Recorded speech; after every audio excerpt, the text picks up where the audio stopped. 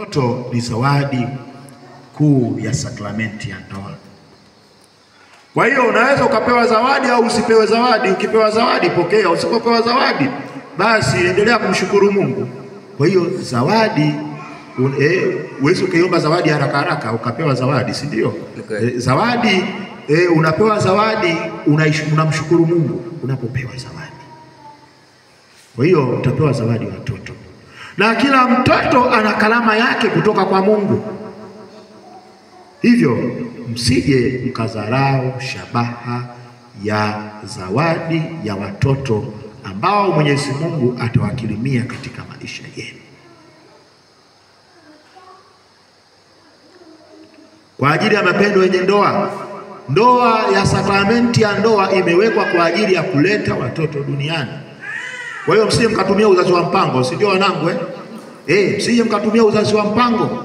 Waacheni watoto waje duniani, waurutubishe ulimwengu.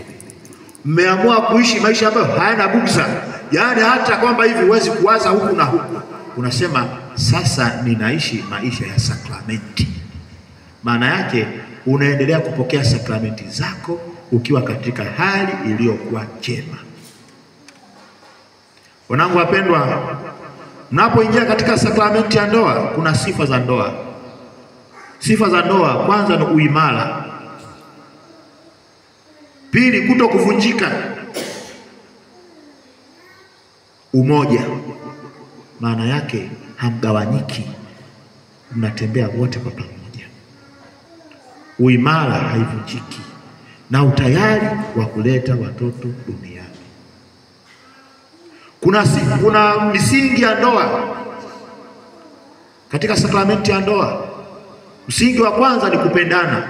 Maisha yenu yote mpendane. Kuheshimiana, hiyo ni misingi ya ndoa. Kuheshimiana, kuvumiliana, kushirikiana, kusameheana. Hiyo yote ni misingi ya ndoa. Panapotokea tatizo, basi kaeni chini mshirikishane. Maana yake katika maisha yenu mnaweza mkaongozwa na maneno haya matatu: JKT. Maana yake sio jeshi la kujenga taifa, hapana. JKT sio kwamba uje mseti uje umchukue mtoto wa watu mkuko mbea father alisema JKT. Maana yake mkakamavu haraka utwende huku. Hapana. JKT maana yake jadilianeni, kubalianeni, tekelezeni kile ambacho mmejadiliana na kubaliana. Mapendo daima. Mapendo, kubaliane vizuri na mtekeleze kwa pamoja. Sio mwingine anataka aende akamshirikishe huyu. Sasa mseti umepata wa kumshirikisha. Jadilianeni, kubalianeni, kisha tekelezeni katika maisha yenu. Hayo maneno matatu yawaongoze katika maisha yenu ya ndoa. Wanangu wapendwa, mnaingia kwenda kujenga familia. Familia ni nini? Familia ni shule ya malezi bora ya kiroho, baba, mama na watoto wakijua wajibu wao. Familia, mnaunda familia, ni shule ya malezi bora ya kiroho, baba, mama na watoto wakijua wajibu wao. Baba, inahitajika uweze kufahamu wajibu wako.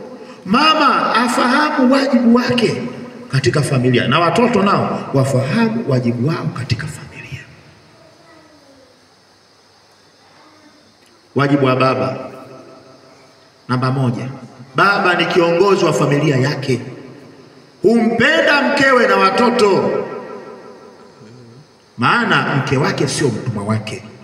Alisema marehemu Baba Mtakatifu Francisco wa kwanza maneno hayo,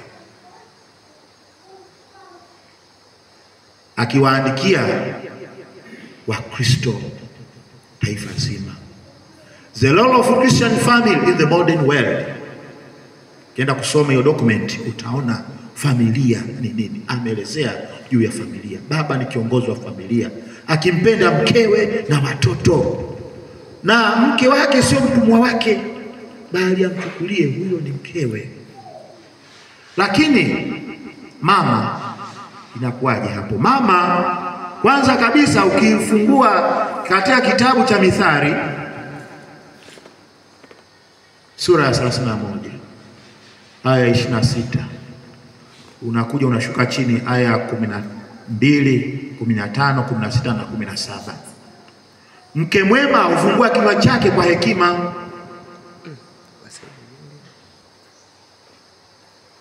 huamka kabla ya mapambazuko, akaitayarishia jamaa yake chakula, na huwa ni mkarimu. Mkarimu hufanya kazi kwa nguvu, akiimarisha mikono yake. Maana yake lazima ufanye kazi, umpende mumeo. Lakini wajibu wake wa kwanza, mama huyu ni nani? Mama anatakiwa aonyeshe upendo katika familia yake, kwa mume, watoto, ndugu na jamaa na marafiki mbalimbali. Huo ndio wajibu wake wa kwanza, ambaye mama ni moyo wa familia, ni moyo wa familia. Baba ahakikisha anatumia mali za familia vizuri. Maana yake kutumia mali za familia, kuhakikisha unatumia mali vizuri katika familia yako. Maana yake usije ukatapanya mali huku na huku. Mali zako usitumie katika familia yako. Mama hana madai kupita uwezo wa mumewe. Leo akiwaambia tule ugali dagaa, basi ule ugali dagaa, usije ukasema mimi nataka nyama. Ndio uwezo huo. Akwambia leo wewe tule na hiki, basi ndio uwezo ambao umefikia hapo. Hana madai kupita uwezo wa mumewe.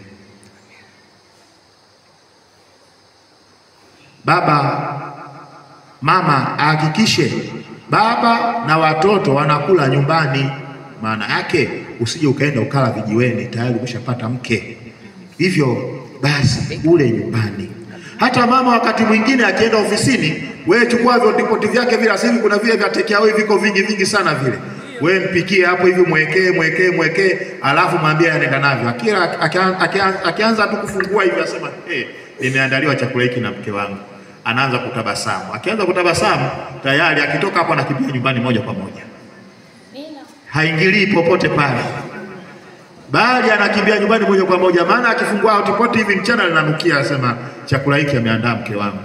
Lakini ukamwacha akaenda mgahawani mara kwa mara, hata dada wa watu yule alikuwa dada wa watu alikuwa tu yeye anajishughulisha na mgahawa wake tu, anajishughulisha tu hivi kidogo. Baadaye hapo ameangalia, kila akiangalia hivi haelewi, anaendelea na safari. Baadaye akimwangalia yule dada mchafu, anambia dada, hebu chukua hiyo ya vocha.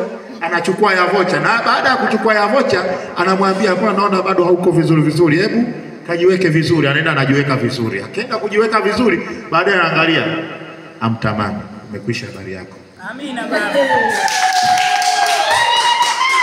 Umekwisha habari yako hiyo. Hakikisha anakula nyumbani. Amina. Maana baadaye utaanza kuona upendo unayumba. Sasa kimetokea nini? Upendo uko hivi, lakini mwanzoni ulikuwa upendo safi kabisa. Hivyo ameenda kule, hata hakuwa na wazo hilo, lakini mazingira yamemfanya awe na wazo. Hivyo hakikisha baba na watoto wana Mungu, raia mwema. Maana yake mtu ambaye anapenda kusali, anahudhuria ibada, na hata anajiunga katika vyama vya kitume ili kuendelea kuimarisha maisha ya kiroho. Mama ni baba katika malezi, akisaidiana nani? Na baba katika malezi. Kwa hiyo mama ni mlezi wa makini wa kwanza, akisaidiana na baba katika malezi ya watoto. Maana yake ni kwamba usije ukamwachia house girl, usije kumwachia house boy, akaanza kumuogesha mpaka na mtoto kuanza kuangalia hiki. Maana yake ni kwamba unapokaa na mtoto, unapomwangalia wewe mwenyewe, unagundua vitu mbalimbali. Sasa hivi ulimwengu unaharibika. Watoto wanafanywa vitendo vya ukatili, alafu mtoto mwenyewe ulimpata kwa shida. Yaani umesumbuka kweli. kumlea miezi 9. Hivyo basi mwanangu, wewe ndio mlezi makini wa kwanza katika familia, ukisaidiana na baba katika kuwalea watoto ambao mtawaleta duniani. Mwangalie utandawazi sasa hivi unaharibu. Sasa hivi hapa watoto wanawekewa vitu mbalimbali katika mitandao. Wakienda shuleni wanafundishwa mambo mbalimbali katika mtandao. Lakini pia napo mengine sio maadili mazuri ambayo yanatakiwa watu waweze kuyaishi. Kwa hiyo mwakague watoto vizuri. Hata mnaweza mkaekeana zamu baba na mama kumuogesha mtoto. Haina shida kwa sababu namkagua mtoto wenu. Na mnapopeleka watoto hata shule za boarding, basi kuweni makini sana.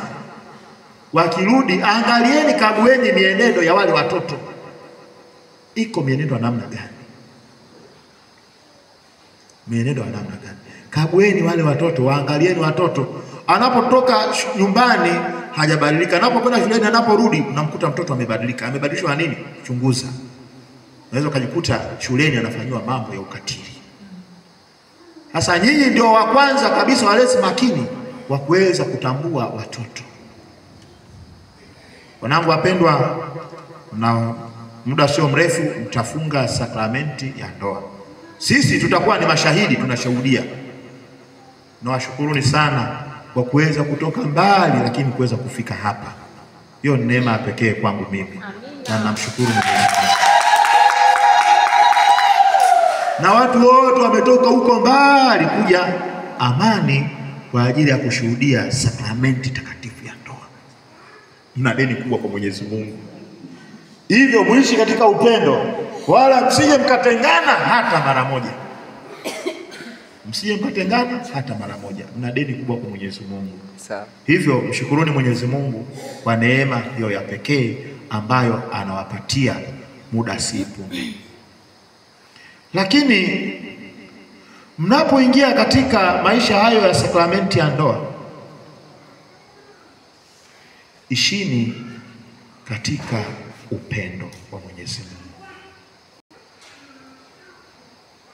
Kukitokea makwaruzano, basi hata kama wewe unajua hujakosa na mwenzako anakufokea, shuka chini.